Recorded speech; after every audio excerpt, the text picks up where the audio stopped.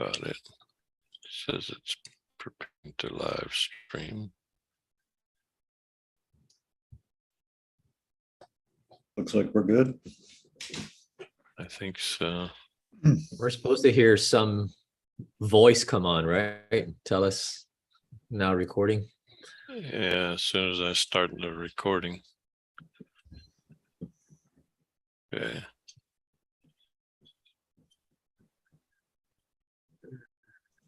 Kill that. That. Okay, so we're live streaming now. So let me start the recording and we're ready to go. Here we go, resume recording. Okay, ready to go. Okay, thank you, Dave. Good afternoon, everyone. Welcome to the December Guam Board of Accountancy monthly board meeting. Present are board members Sean Phillips, Francis Baba, Jenny Chu, and Taling Taitano, and myself, John Onadera. Also present is Executive Director Dave Sanford. I guess before the first item of the agenda, Dave, do you have the notifications? Sure that do. the meeting was properly noticed? Yeah, Maybe just show that. Yeah, sorry.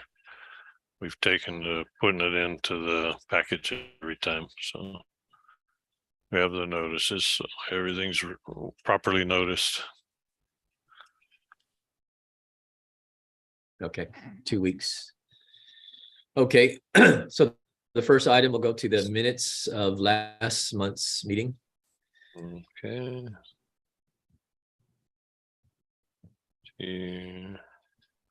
Move to approve, subject to correction. And we were just talking about connections. My connection sucks, so I turned off my video. Second. Okay, good. So November board meeting minutes are approved. Approved. No, I Okay. guess no corrections. So the next item on the agenda, Dave, you want to talk over the Sure. So old business or old business financial report for the endowment fund, since that's the main item here. We were up to 4.3 million as of the end of November, but then in the 2 weeks or 9 days, it dropped back down to 4.265, was about 60,000 less. So, but as of December 9th, we're at 4.265. So, you know, we're fluctuating up and down typically with the market. Like I said, at the end of November, we were 4.3. So we're showing a 13.9% year-to-date loss at this point. But again, we can stream through the statements here if anybody's interested. But again, we have about 45,000 in total expenses. But the good thing to realize is that on our realized capital gains and losses is only about $2,000. So the rest of the loss that we've seen so far is unrealized. So we're still standing there at the 4.265 million at this point. Again, I haven't heard anything from the University of Guam about the selection committee for a new dean. Roseanne Jones, I guess Dr. Jones is the acting dean. Again, I also have anything about a meeting about the visiting professor program or anything else at this point. The only thing I have heard is that, Martha's started up the MAC program, and they had, I think, 20 something people that signed up, but that's all I've at this point. I don't know if you've heard anything from the advisory committee, John. well, I will. We have a meeting on Monday for the first time in a while. So I'll get an opportunity to talk to Dr. Jones about the committee that we had, Ad hoc committee and the recommendations. Yeah, see what her thoughts are. I think she is already involved from the beginning, right? In terms of she was in that meeting. She probably understands. Correct. Yeah, I was also told by Annette, before she resigned, that she had had some conversations with Dr. Jones, and that she was surprised of some of the issues the ad hoc committee had. So apparently she should be at least somewhat cognizant of what some of our issues are. I would hope. Yeah, so I'll get a chance to talk to her and see what her initial thoughts are, and if she'd be willing to meet with the ad hoc committee, or at least receive a report, the final report. Right. Okay. Yeah. Okay. Well, pushed anything more with the university, because without the dean and she's just acting dean, I'm not sure how far she wants to go. Yeah. But yeah, I mean that's the fear, right? She'll say, "I'm just Yeah. acting." This is Yeah. something that So, a full-time dean needs to address. yeah. So, I'm just kind of leave it. I guess the best thing we can do is wait until you have your advisory committee meeting and see what comes out of that. Mhm. And then if you think it's appropriate, I can contact her, but I don't push it until we get definition of where she stands. Okay. Hey, Dave and John, can you just quickly summarize the key issues that need to be discussed with the university? Yeah, I think well, from our ad hoc committee standpoint, some of the issues were changing out that's denying people access to the accounting program for the thing Maryland was using that actually helps them get up to speed. That was the one thing. The other thing is just creating classes that are structured such that number one, they're not 8 weeks versus 16 weeks. In some instances, there's just too much content. And addition to that, there needs to be a structure of professor interaction with the professors, not just here, get online, here's the book, take the test, and I'll see you at the end of the course. So that's two of the major issues we had, basically, based on the feedback that we got from the ad hoc committee review and the visiting professor that we had with Marilyn Johnson, and also the ad hoc committee. I guess what was it, John? You had focus groups. Yes. Several focus groups that provided a lot of that feedback, that they were basically teaching themselves. A lot of students felt they were teaching themselves. So, Yeah. So that's kind of the major issues, I guess, and how to address those, and what the process is, because we understand now that the process is you have to go through the faculty meetings, and then they have to change the catalog. So to make any simple little change, they say it takes almost a year. So, I couldn't believe that it really should take that long, but apparently in the academic world, a year is not very long. So, Yeah. Honestly, I can't tell you, Sean, because I'm not an academician, and I don't think I was built to ever be one. So. Okay. That's just I think my one of the opinion. I could be wrong. I think nothing will change unless there's another accounting professor, because the way it stands now, any changes to the accounting program requires, like I think you said, department. So it's the accounting department that needs to, I guess, vote and approve of the changes. And currently there's only two. So there's always a 50-50. So nothing's going to get done unless there's a third person. If the third person's there, then, it could be 2-1 either way. At least there's a majority vote, right? Whether they want this type of changes or they don't. Yeah. Correct. And then there's also politics at play.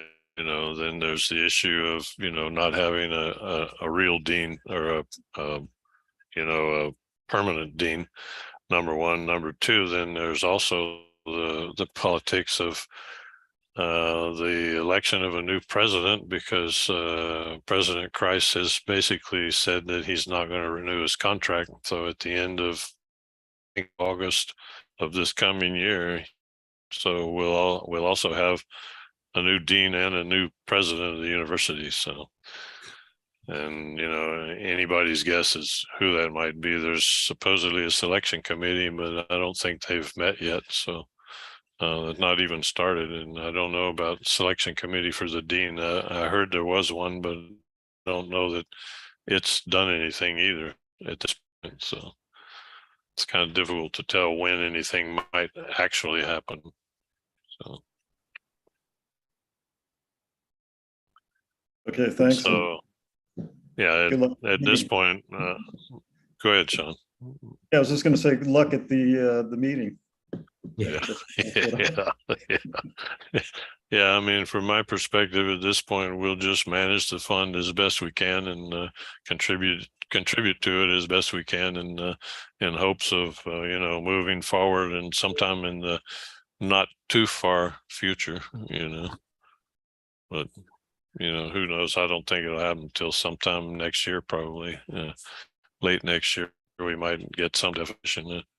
By that time, the first MAC cohort might be halfway or mostly through the program, so maybe we'll have some feedback from there. The only other thing that I'm interested in finding out is we gave a grant to these guys to determine whether professional certification of the university play in determining how focused the school is on developing CPAs.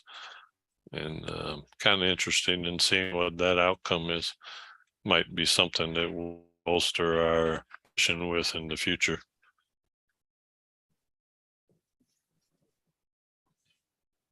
Anyway, unless there's any other questions, that's kind of where we stand at this point.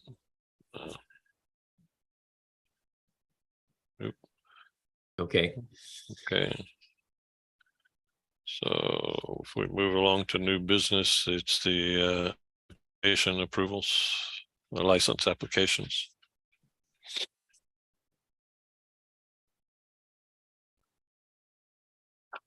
Move to approve Okay. We actually have to Guam.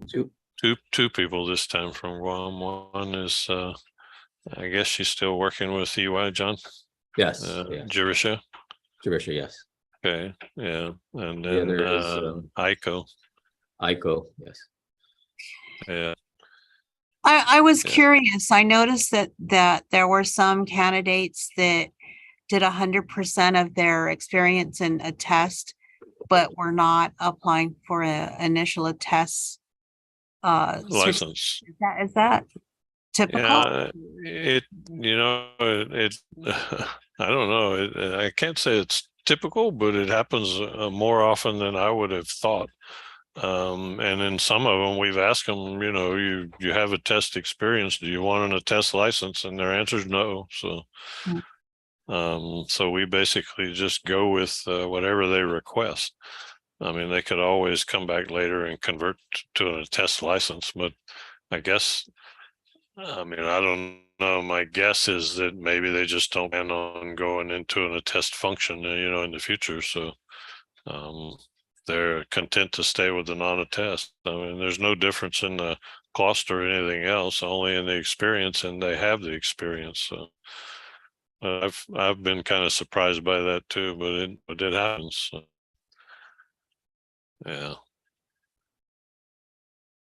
Oh, but otherwise, we have 36 now. I was just going to say that we've had a delay in getting the candidate files for the people that pass from NASBA. They set up these new OCTA account things, which I'll talk about in a minute. But so we set up and we made the transition to the new file server, FTP server. And then they somehow didn't manage to transfer the files to the new server, so we couldn't access them for the last 3 weeks. So kind of slowed us down in licensing. But all total today, I downloaded 71 new candidate files, which are all candidates for licensure. So they all passed the exam. So we should have a few more.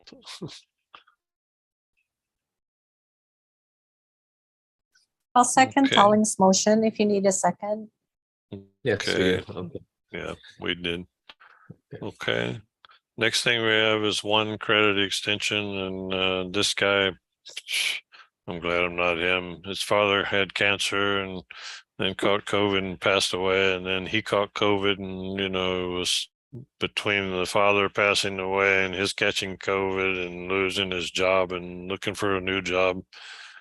He said he couldn't bring himself to study and take his exam, so he wanted an extension until February. So on this credit for one part. So He passed um, 3, it looked like. He passed 3. uh, I'm not sure, but I think so. But he only wanted his extension for 2 months. So I figured, well, after all of that, if he only wants a 2-month extension, we can give it to him. It's no problem. He sent in all documents that we didn't put here, but yeah, he has 2 parts, so he only needs to pass reg. And I guess he's planning on doing that January or February. So, and his only issue was that audit was expiring, so we gave him a 2-month extension on the credit for audit. So he has 2 months to pass reg. So I don't see any issue with that. We did have one person that came through and said, no, I had these problems, and I've been out for a year, and can you extend my notice to school for another year? And we said, no, I don't think so. I mean, you still got 9 months before it expires. I'm not going to extend it another year beyond that. Come on, wait till it expires and then we'll see. So some of the people that make requests are a little bit, out of the ordinary. So we just tend to waylay them until they really need it. So, okay. So we move on to our general discussion. The CPE audit service thing is what I was talking about. This is what NASBA's done is transition to using OCTA, which is basically I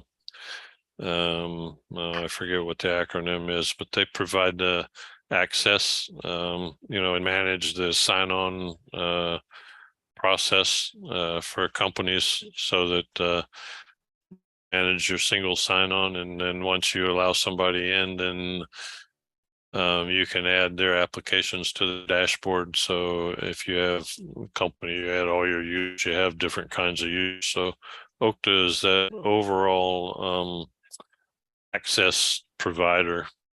And there's a number of companies using it. We've had to work through OCTA and other companies.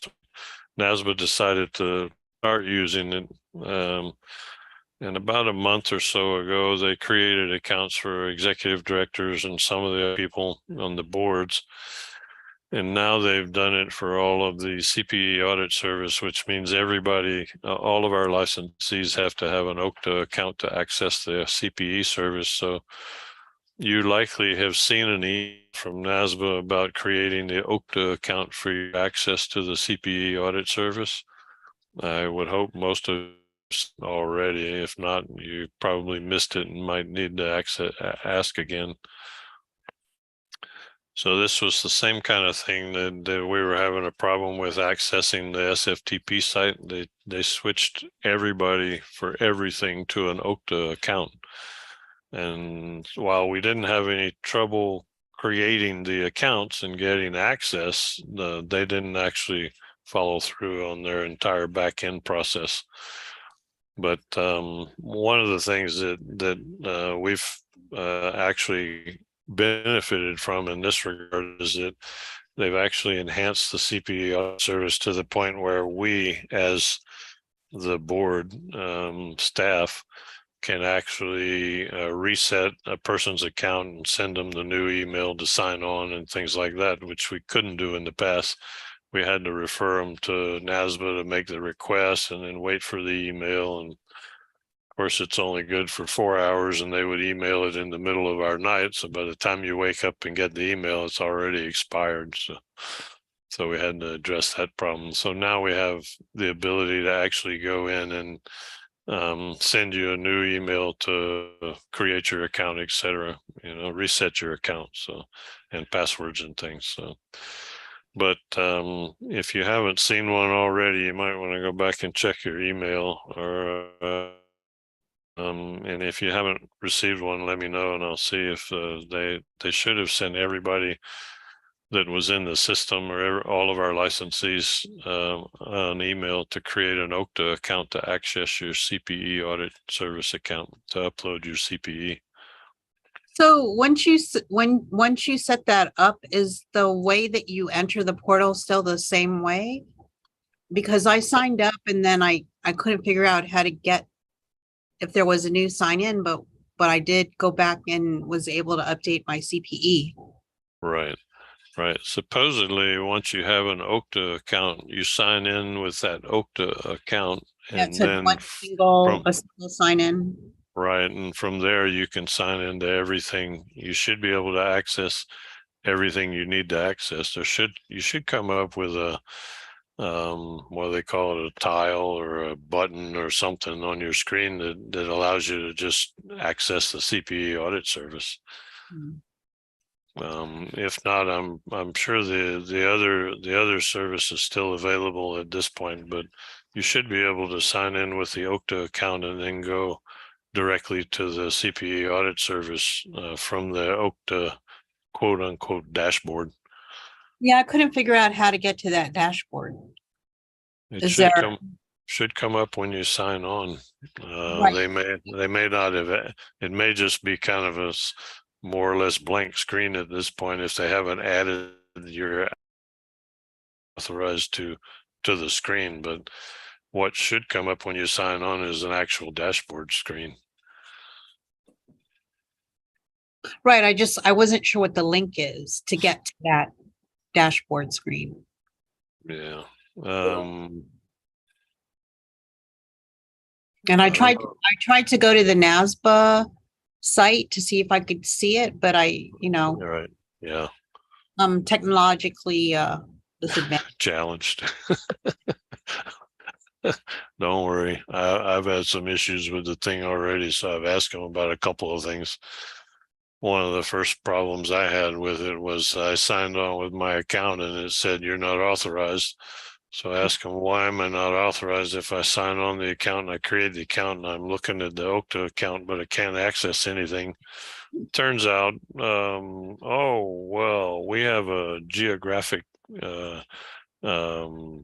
filter turned on that of course wouldn't allow us because we're considered Asia Pacific instead of domestic US. So we're APAC instead of ARIN. So our IPs weren't allowed to access anything on their site. Took them 3 weeks to figure out how to turn that off for us. So that may be part of your problem. So anyway, if you try again and you can't get there, send me a screenshot of what you're looking at, and then I can use that to talk to Asma about it. Okay, will do. That's the easiest way.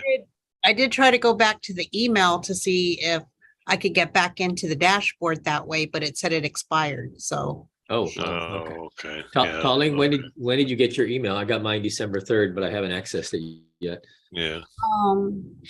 Maybe a couple of weeks ago also. Oh, okay. It's expired.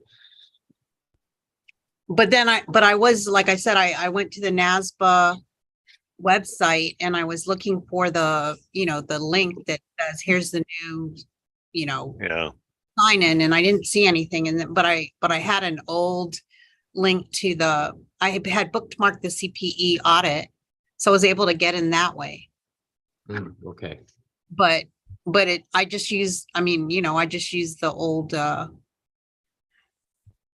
my old access to get in.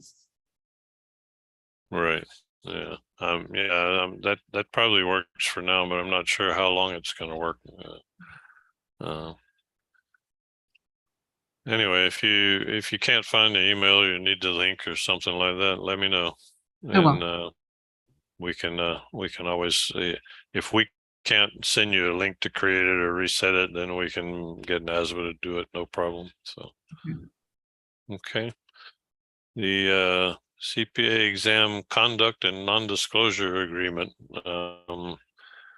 I'm kind of curious. I think that this might be a reaction to some of the cheating processes, disciplinary processes we had to go through, but they have a new exam conduct and non-disclosure agreement, and I read the entire thing, and it basically says you agree, blah blah blah.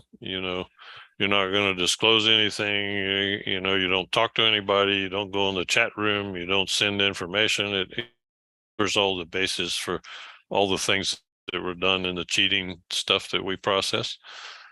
So I'm kind of thinking that this is probably as a result of having to go through the things we went through. With this agreement, that everybody's exam has to actually sign it and agree to it, and if you don't, you can't take the exam, period. And if you do and you violate it, then they have outright, obvious grounds for just dismissing you from the exam, period. So that's what it's about. I didn't put the whole agreement in here, but if anybody wants, I can of it. But they've gotten a lot more strict with the thing. So all of this is going to be a requirement for taking the exam. Fortunately, CPACE handles for us, will handle the applications. So just so you know, if you hear anybody complaining about how come I have to sign a non-disclosure agreement to take the exam, now we know why. So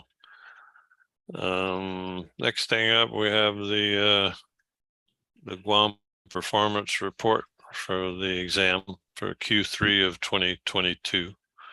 That's what we have to date. Not a big change. We're number 5 in candidates and sections. We're number 42 and 40 in pass rate and average score, which is par for the course. But our average score still was 70, which is not bad. It's better than it has been in the past. Our pass rate's 48%, so that's down a little bit. But the one thing to notice here is that in our sections, our first time sections are now half of what our re-exam sections are. So the re-exam the first time is 2 to 1 now. It was a little less than that in the past, but you can still see here in terms of sections, we're still showing more sections. In 2022, we're about 10% ahead of 2021 in terms of sections. And the same thing's true, almost true in terms of candidates. But this is kind of what I'm expecting to turn around a little bit in the near future. Unless we see build up from people anxious to take the current exam versus waiting for the new exam. But this is kind of the trend we've been in, because on a nationwide basis, you see this trend is reversed. We're diametrically opposed to it. But again, we only have 10% advanced degrees and 25% is enrolled or other, meaning they're still studying. And 92% foreign, a little actually, from the past, compared to overall, where the pass rate was 52%, but the average score is only 2 points higher. So we're not that far away, but you can see here, the re-exam the first time is almost 3 to 1. And that's where you see here the decline from 21 to 22 is an actual decline in sections and a decline in candidates of about 5 to 6%. So I'm kind of wondering when we're going to see this decline. But we may benefit from the fact, most of our candidates are going to want to take the current exam versus the new exam. So that might offset any potential decline that we might be experiencing. But Dave, again, on an overall basis, sure. Yes. That new candidates versus candidates passing, what does that mean? I wasn't sure. It's at the bottom. It's Well, it appears a couple times. Yeah, Up let a me little see. bit. So here, That one. this one. Yeah. I think it's just they try to use it as an indicator of how the pipeline's doing. Okay, so new candidates versus all candidates passing? It's kind of hard to tell. I mean, this is new candidates versus candidates passing fourth section. So this is only the people who passed the fourth section, meaning they passed the exam complete. They finished the exam. Okay. All So candidates. what you're yeah, what you're looking at is new candidates versus the candidates who completed the exam in that quarter. Okay, So they could, I mean, they could be a new candidate this quarter and pass all four sections. They would be in this number. right. They could have been a new candidate way back here and, finally passed here. We've got people who take the exam upwards of 10, 12 times before they actually pass. So God knows where they are in this stream of new versus pass. But I tried using it for a measure, and then I couldn't actually equate it to anything that made any sense on a long-term basis. And you can see how much it varies, from quarter to quarter. So. And then I had some issues with trying to keep track of all the numbers they come up with. Same way as I kind of question sometimes the first time versus re-exam. And they'll tell you that a lot of these numbers don't add up completely due to rounding and the fact that some people could be in some numbers more than once. So it's not as accurate as you might want it to be. So yeah, I've looked at that, but I couldn't really make much sense out of it on a long-term basis. Okay, thanks. Basically, sections and candidates is mostly what I'm looking at. I guess there's one other thing. Oh, we have average age. Our average age is 29 to 30, and it popped up to 31 at one point. And the average age on a nationwide basis is always a couple of years younger. So that might also make a little bit of difference. But I think the bigger difference in the pass rates is nationally, they're looking at 22% of advanced degrees, and we only have 10%. So they have twice as many on a nationwide basis. And then they have half as many in terms of enrolled or other, meaning they're still studying. And then even they've jumped up to 15% in foreign addresses, which tells you something. We're pretty much typically we're the reverse of what this shows. Although it's kind of interesting that this typically is around 10%, 9 to 10%. So they're seeing more foreign candidates, which is basically what's been driving our bucking the trend of the increasing applications and candidates versus decreasing. So I don't know if anybody has any questions on this. It's pretty typical for what we normally see. But we're looking at 1,222 candidates, 1,500 sections, which is down. 2 years ago, or before COVID anyway, we had an average ratio of 1.7 sections per candidate, and now it's dropped down to like 1.3. And I think COVID's a big responsibility for that. And then, like our first time sections are only half of what our re-exams are.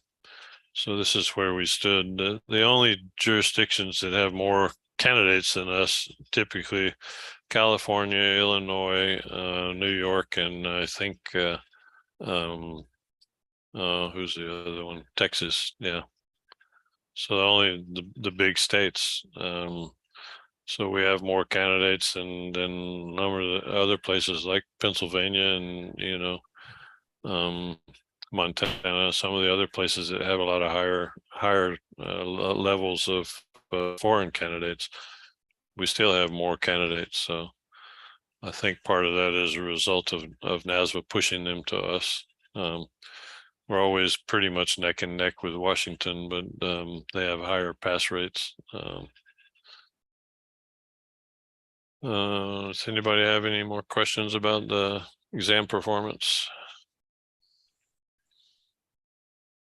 Okay, if not, we can move along to the quarterly comms, which is the board reports, the board of directors meetings. This is from October 28th in San Diego after the annual meeting, where they approved the release of the proposed revisions to the CPE standards, and that came out. I guess I got an email today, and I'm sure you guys probably got a copy of it. Exposure draft for the CPE standards that they've revised. A lot of it, according to the email I got today, is basically just clarifying some of the standards, the way they've rewritten it. And there's a few changes, but not really very many. But I'll put the whole change thing in the next meeting. I didn't want to try to add it to this one at the last minute. And then Ken Bishop announced that all of the COVID-related restrictions will be lifted effective January 1st Oh, wow. in their offices. So they're going to have everybody come back to work in January. And I guess they won't be requiring masks and all that kind of stuff. So, or vaccinations, they were saying you had to be vaccinated. And I think a lot of people are dropping the requirement also. Michael Bryant, who's the VP Finance, reported that their mission-related member service expenditures rebounded to historical levels in the current fiscal year as compared to the two previous years, which was the COVID years. They saved money during COVID because they didn't have any meetings. So what he's basically saying is that we're back to live meetings, so they're back to spending as much money as they were before. Don't know what they did with all the money they saved during COVID. Probably paid wages to people that weren't working like a lot of us did. This was a report of the relations with member boards and their topics for the nominating process and the bylaws, and the CPA exam candidate pipeline and federal legislative efforts to include accounting and STEM. I highlighted this because the federal efforts is apparently in order to get an AP course, meaning advanced placement course approved for a high school curriculum, it has to be part of the federal STEM guidelines or something to that effect, which means you have to have the proper course name, and then you have to submit some materials for review, I guess. I'm not sure of all the process, but one of the faculty hours the AICPA put on that I ended, they talked about how they had to change the name of the course so that it matches with the federal guidelines for a STEM course and some of those kind of things. And they had to make changes in the syllabus so that it complies with the federal guidelines. So, and then there is a federal legislative effort, I guess, and AICPA's part to try and get accounting courses approved as a STEM course so they can get it into the high schools as an advanced placement course or an AP course, where anybody who takes it, their senior year in high school will actually get some credit for it if they go to junior college or a four-year college, or whenever they go to college, they at least would get some level of credit for having taken one of these courses. So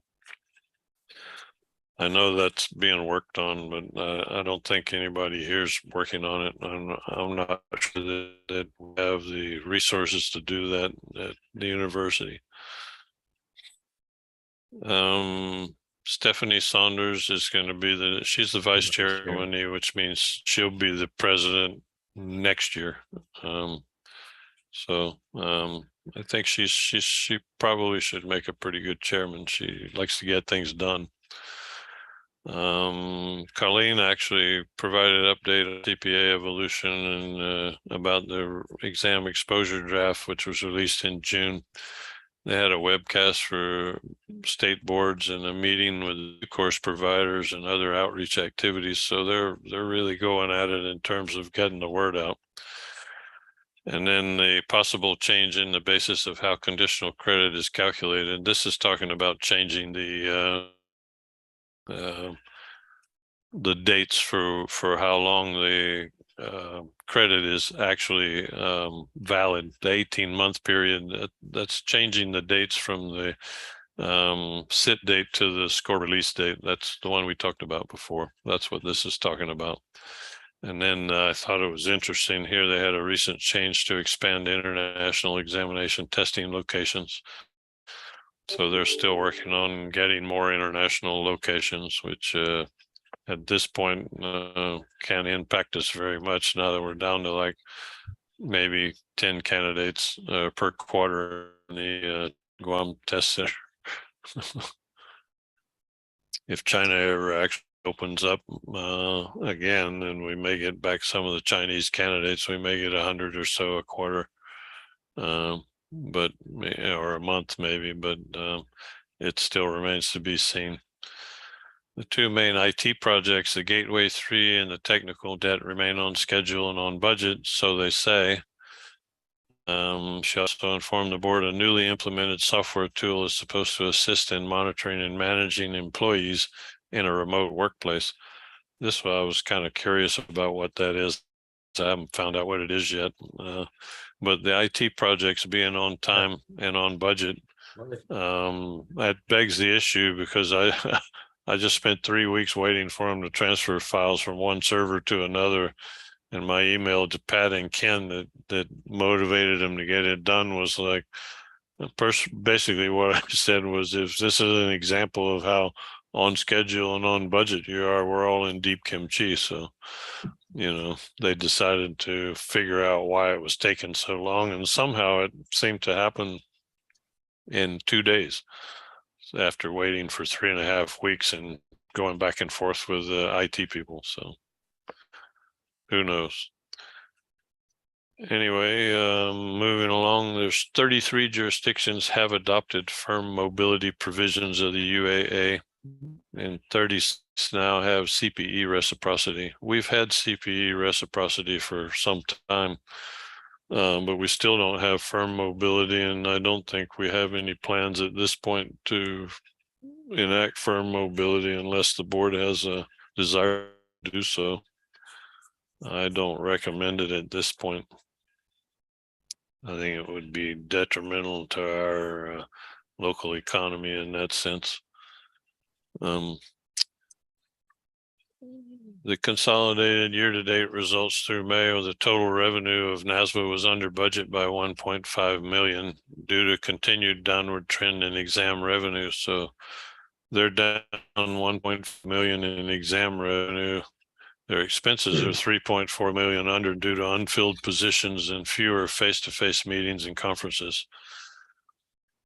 I know that they still have the live conferences, but a lot of the committee meetings where they used to actually have live committee meetings have actually turned into Zoom meetings. So I think they're saving money in that regard.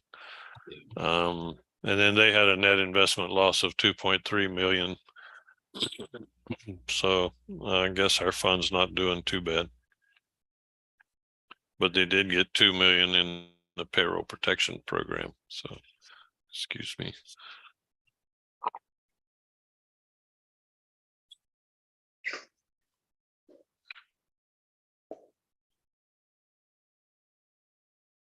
So we moved on to AA committee, working on the NOCLAR task force is still reviewing UAA section 18 about confidential communications.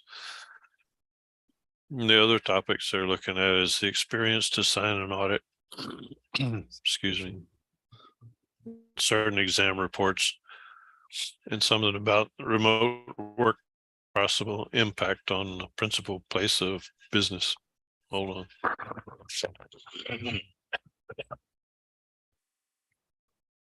Sorry about that. Still getting over my cold. This impact on the principal place of business and the remote workplace thing is really more of an issue with the people in the States where somebody that's living in Nevada is working for a firm that's in California or in Utah.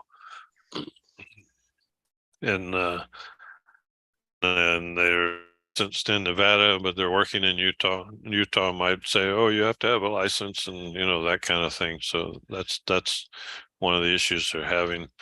A lot of the jurisdictions say your principal place of business is wherever you designate, and typically that's the place that you have a license to practice in.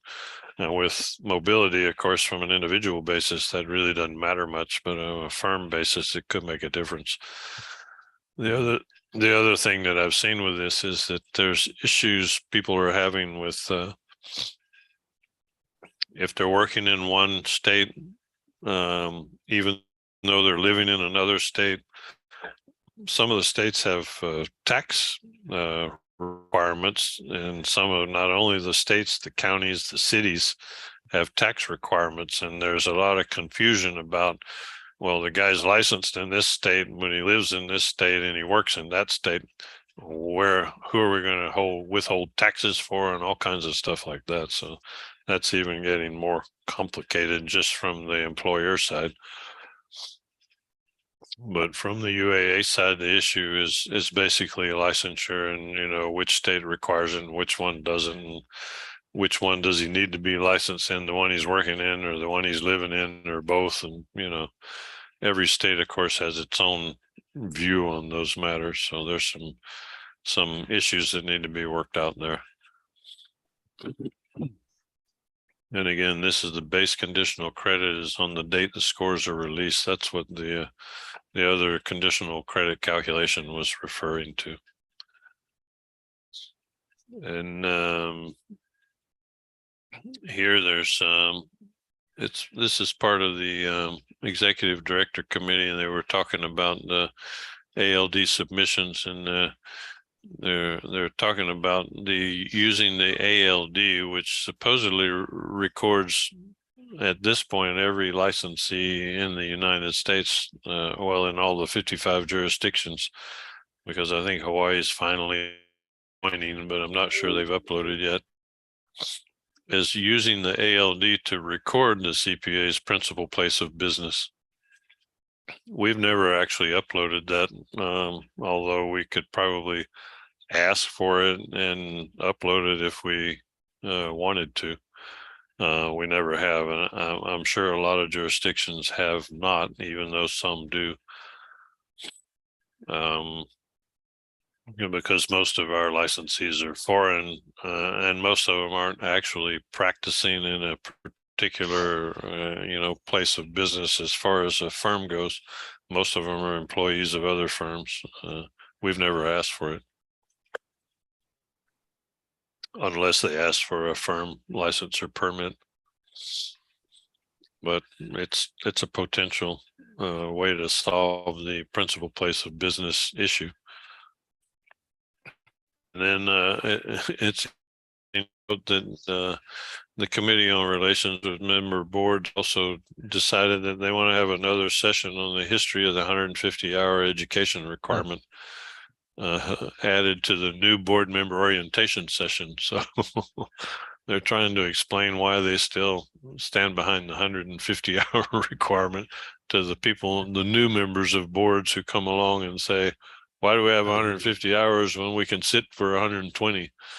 And, like I explained in one of our breakout sessions, I explained that if you have a requirement that says you can sit for the exam at 120 hours and you can pass the exam, but you can't be licensed till 150 hours, then effectively you just basically have a 120-hour requirement. You never require them to be licensed. So, I mean, what's the use,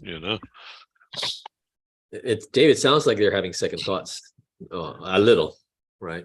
He's always had second thoughts since the first time I investigated in Florida. Florida was the first one to switch back in 1982, and they claimed in their literature and in the newspaper write-up that I read, oh, we went to 150 hours because it improves the performance on the exam. And they claimed that they had like, a 150% increase in people passing the exam. Well, that was because they went from, 3,000 people taking the exam to 300 people taking the exam. So of course they had 100 people passing versus, maybe 1,000 out of the 3,000. So it was pretty interesting statistics they used, but there's no hard and fast evidence that the 150-hour requirement makes any difference in terms of protecting the public.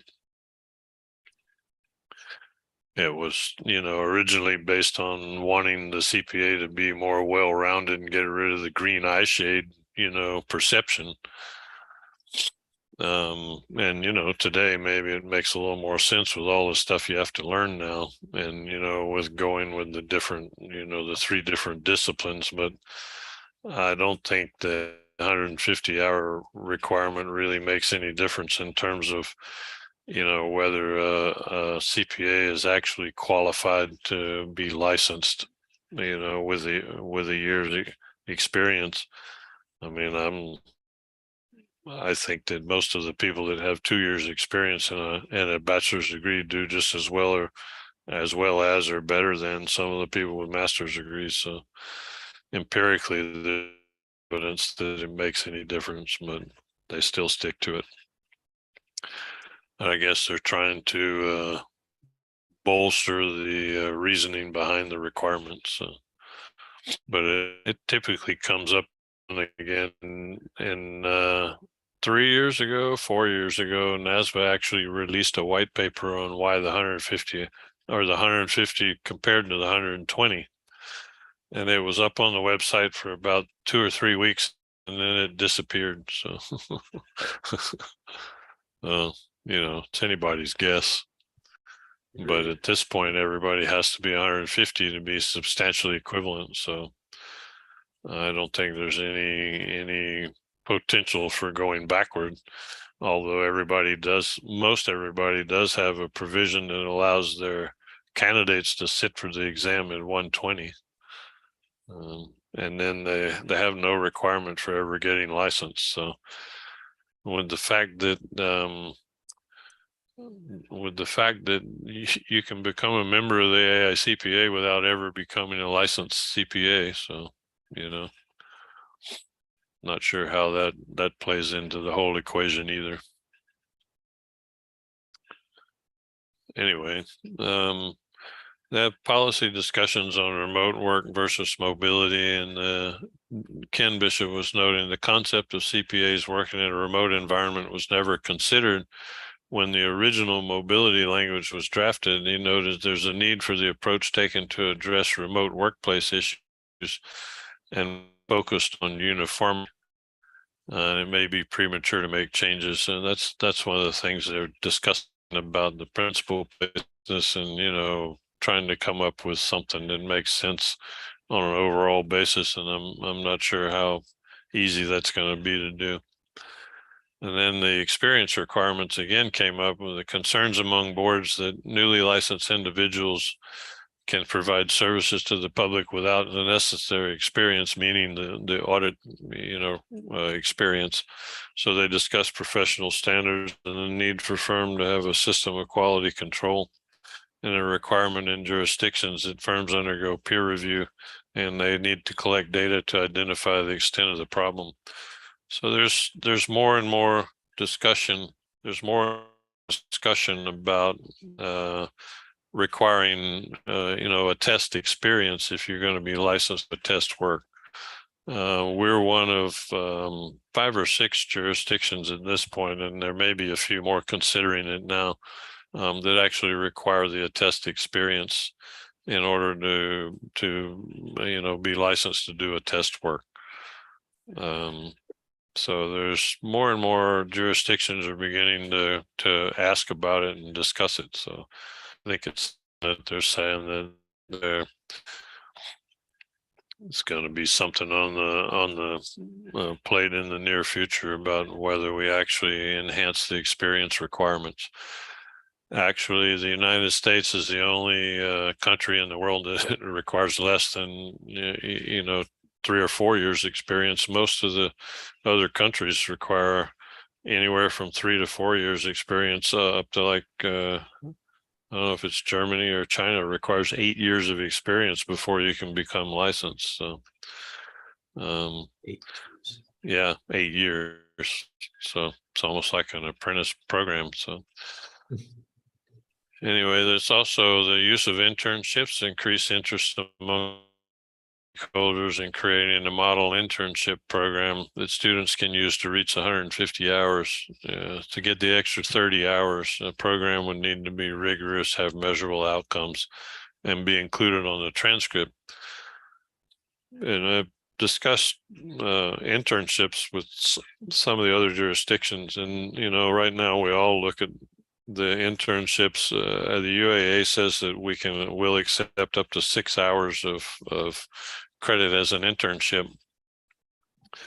But then I was kind of surprised to find out that some of the internships aren't what we imagined them to be when we went through the ad hoc committee process. And it just all depends on the employer and, who's monitoring the interns. So there's no, I guess at this point, there's no, well, at least from what we saw in our ad hoc committee and focus groups and some of the other issues, is there's no real standard in terms of what internships are comprised of and what kind of experience they're comprised of. So something we have to evaluate a little more carefully if we want to accept, more than, the 6 hours credit is one thing, but more than that, I think you'd really have to understand what that program consisted of. These were the two focus questions they asked that were discussed at the meeting. One is, does our board identify any rules that need to be updated to implement CPA evolution? And I put, yes, we did, but most of it's the education examination rules and some of the rules we had about when you can take the exam, about windows and things like that we need to change. But nothing that's major.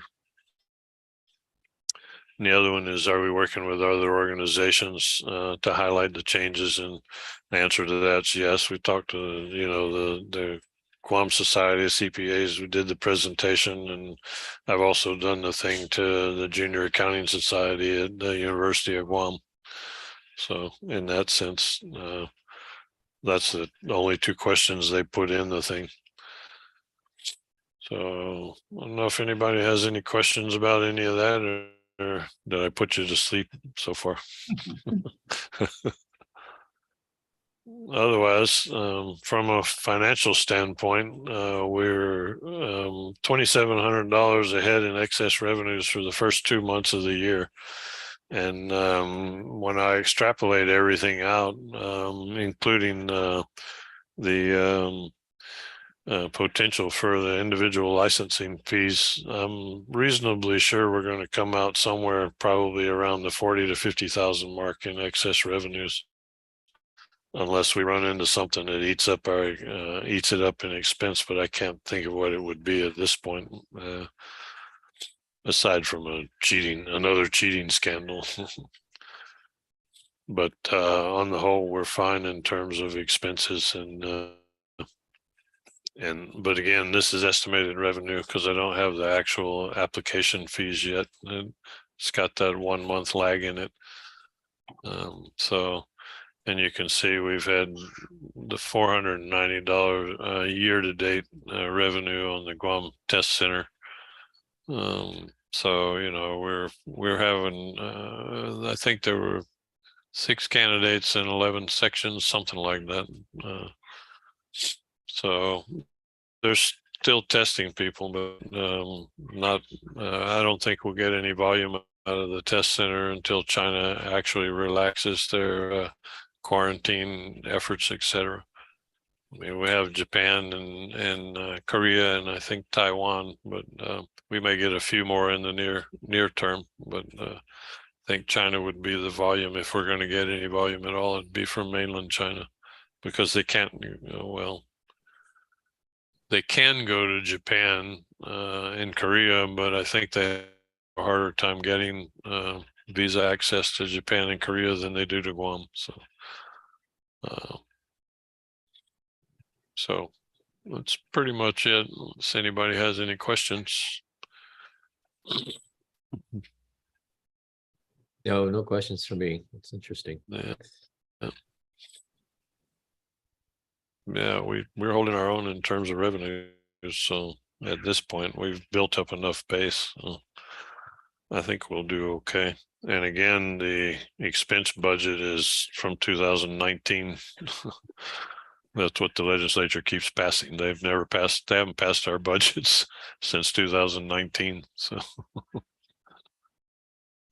Hey, Dave, just a question on the testing center. So we're not getting any fees much from the test center, but I'm assuming the test center is proctoring or facilitating other exams, right? other exam, yeah, they're doing, at least from the numbers I saw recently, they're doing somewhere between maybe 100, 150 exams other than the CPA exam on an average monthly basis. You know, they do all kinds of different other stuff, college entrance, all kinds of other things. So Okay, so there will Yeah. always be a location for now for CPA candidates, local ones, to sit for the exam. We're not in right. jeopardy of losing a testing center, right? No, not Necessarily. at the point. I think, well, I don't think we lose it anytime soon. The test center is actually operating to give the other tests, and you know they may not be really making any money, but they're committed. But they're also using the people that they have in the test center, the employees they have there, to man the call center calls. They switch off from the time zone with the U.S. So the people in the test center here are also working to handle call center calls, and they're also using one or two of them to handle some of the evaluations that NIES does.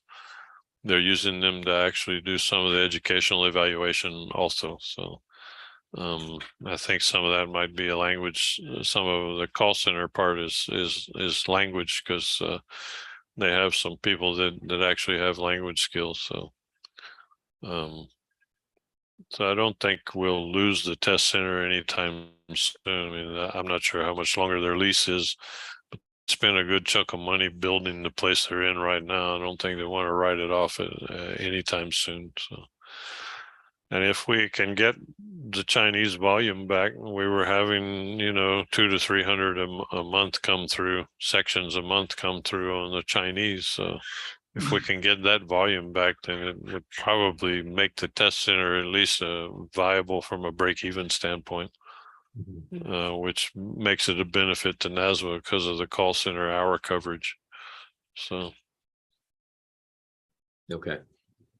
That's where we're at this point. Okay, that's good. Okay. Anybody have other questions? Okay, I'm not aware of anything other than we're fixing to publish the calendar for next year, but I'm trying to find out when the regional meetings will be. They've moved the executive director conference up to the end of February, 1st of March. So that's different. I'm not sure when the regionals are going to be. They haven't published a date yet. So I'm trying to find out what that is before we publish the calendar. So see how it affects our meeting date. But otherwise at this point, there's any issues with that. Yes. Sorry, I guess how likely is it we'll be able to meet in person? I mean, if NASBA is lifting all the restrictions January 1st, are we close? Yeah, there's no reason we can't. I recently had well, we found out that there were some cracks in the building, that were causing water that seep into the conference room and created some, paint issues, bubbled the paint. So I had a guy, fix all the cracks. And so he's fixed the cracks and he's redone the conference room and the office in Arlene's area. So he fixed all of that. So I think we're basically capable of meeting in person now. The only thing we need to do is get the camera system so that we can stream everything live.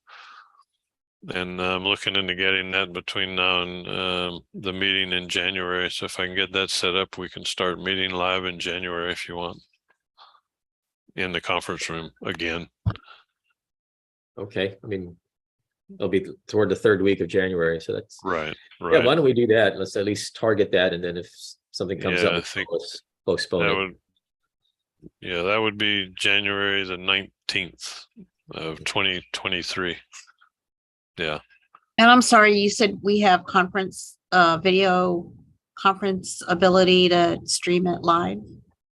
Yeah, I'm looking into this OWL camera system. I think they call it the OWL system or something like that, which allows you to set up the cameras and microphones so it can broadcast the entire meeting. So everybody live, and it somehow knows who's speaking, so it highlights the speaker, just like the Zoom thing does.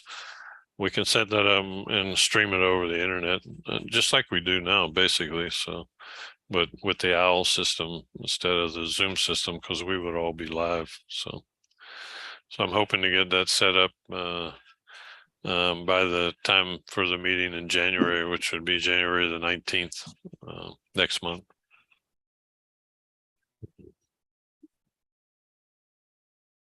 Okay. We can all fight marine drive traffic again. Well, I didn't say it's convenient. But now you can carpool from your office job.